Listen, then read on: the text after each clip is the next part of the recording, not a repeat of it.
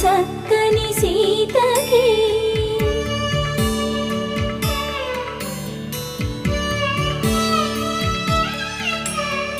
ఎర్ర జాబిలి చేయి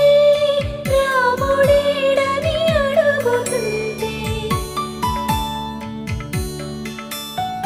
చూడలేదని పెదవి చెప్పే చెప్పలేమని కనులు చెప్పే నల్ల పూస